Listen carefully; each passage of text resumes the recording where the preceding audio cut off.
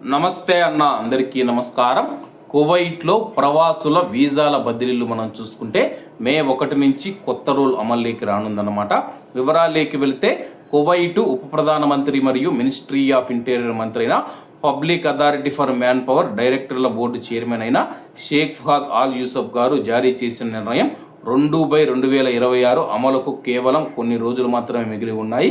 ఈ నిర్ణయం నిర్దిష్ట నిబంధనలకు లోబడి మరియు తాత్కాలిక కాలానికి చిన్న మరియు మధ్య తరహా సంస్థలు, పరిశ్రమలు, వ్యవసాయం, పశు సంపద మరియు మత్స్య పరిశ్రమ వంటి నిర్దిష్ట రంగాలలో పనిచేస్తూ ఉన్న ప్రవాస కార్మికుల వీసాలను బదిలీ చేయడానికి అనుమతిస్తూ ఉందని చెప్పి public authority for man power ప్రకటించింది.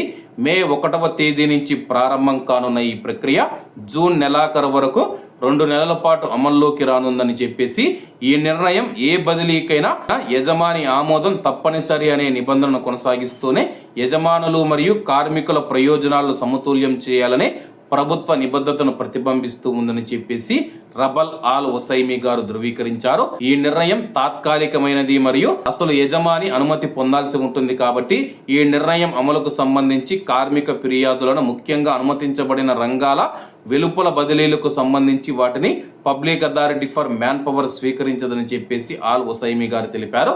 ప్రస్తుతం వీసాలు బదిలీ చేస్తామంటూ ఉన్నారు. అందరికీ సంతోషమే అన్నమాట.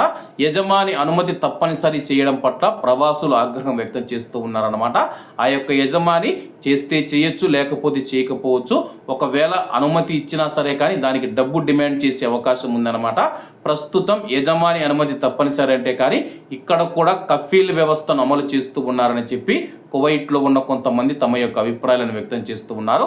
కువైట్లో ఎన్ని రూల్స్ వచ్చినా ఎన్ని వచ్చినా సరే కానీ కువైటీ ప్రజలకు అనుకూలంగానే ఉంటాయి కానీ ప్రవాసులకు అనుకూలంగా ఉండవు. కాబట్టి అందరూ బాగుండాలి, అందులో మనం ఉండాలి. అందరికీ నమస్తే అన్న, జై హింద్.